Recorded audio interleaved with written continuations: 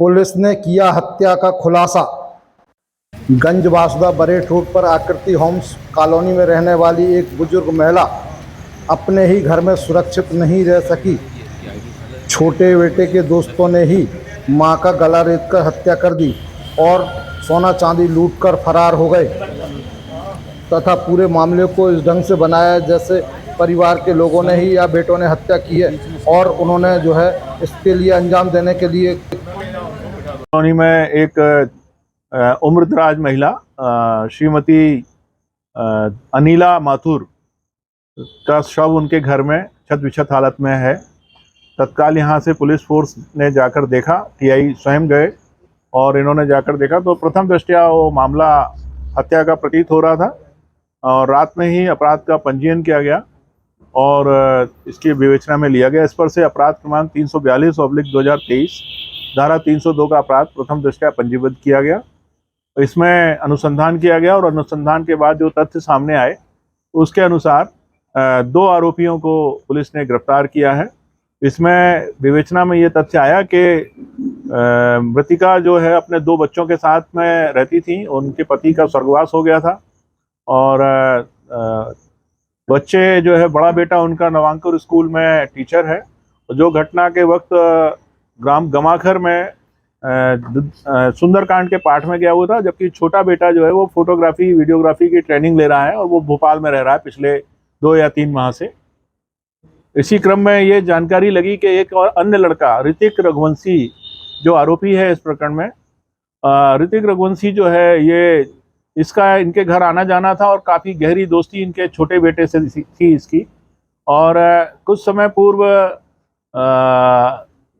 एक कार के मेंटेनेंस को लेके, कार इनकी थी माथुर परिवार की,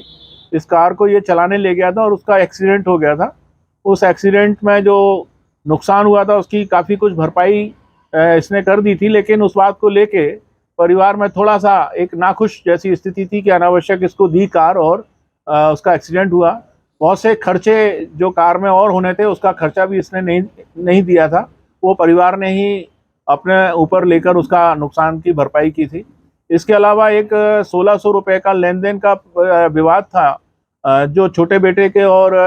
आरोपी ऋतिक के मध्य में था। इसने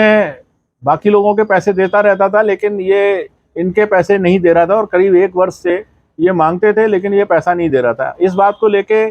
दूसरा इसका एक और आदत थी कि जब भी ये इसके घर में आता था तो घर के कवर्ड्स और जरूरी सामान रखे रहते हैं उनको ये देखने की कोशिश करता था घर में क्या सामान है क्या सामान नहीं है। इस बात पर से अनिला माथुर जी जो है ऐतराज करती थी और इसको 1-2 बार उन्होंने कड़े शब्दों में डांटा भी कि ये इस तरह की गतिविधि हमको ठीक नहीं लगती कि तुम घर के अंदरूनी भागों में जाते हो और सामान को छेड़छाड़ करते हो। इन सब बातों को लेकर ये घटना दिनांक को इसको ये पता लगा कि अनिला माथुर जी घर में अकेली हैं और बेटा एक चूंकि भोपाल में था, दूसरा बेटा गमाखर में सुंदरकांड में गया हुआ था, तो इसने अवसर का लाभ लिया और इसने चूंकि ये अंदरूनी उनसे चिढ़ता भी था, उसी क्रम में ये घर में आया और इसने अनिला माथुर से कुछ वाद विवाद किया और उसी क्रम में इसने अपने साथी क्या नाम है इसका, तिवारी, रमन तिवारी, शुभम उर्फ रमन, पिता हरिओम तिवारी, ये भी इसका खास मित्र है। इन दोनों ने साथ आकर और सामान्य बातचीत करने के बाद इनका जब हल्का फुल्का विवाद हुआ तो इसने उनका गला दबाया और गले को छुरी से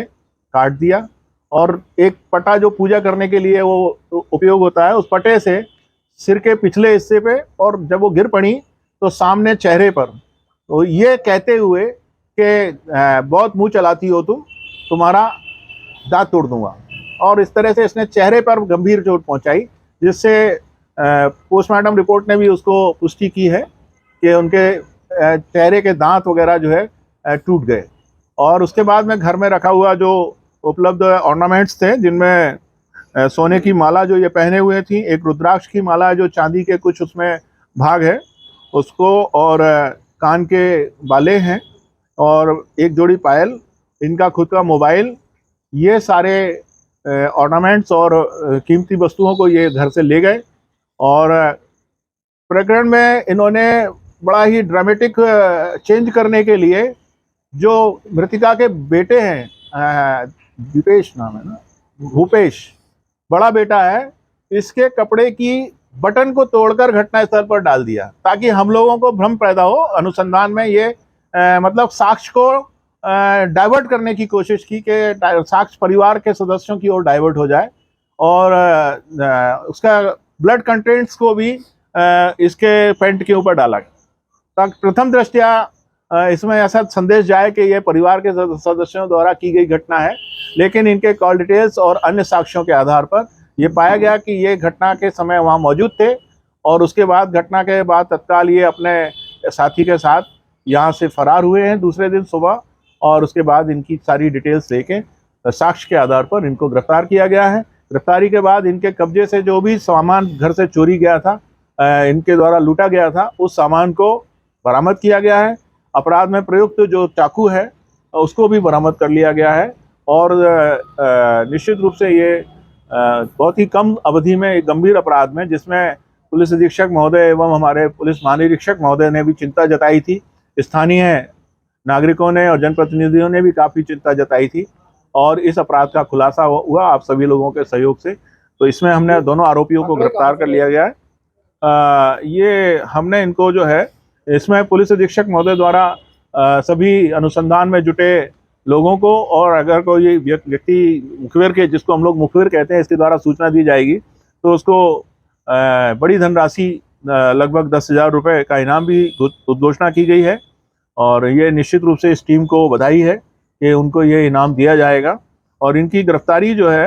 यहाँ से ये चूँकि भाग गए थे, और कौन सा गांव है वो, उदयपुरा, रायसेन जिले में उदयपुरा करके जगह है, वहाँ इसकी ऋतिक की रिश्तेदार रहते हैं, शायद बहन रहती हैं, वहाँ से इनको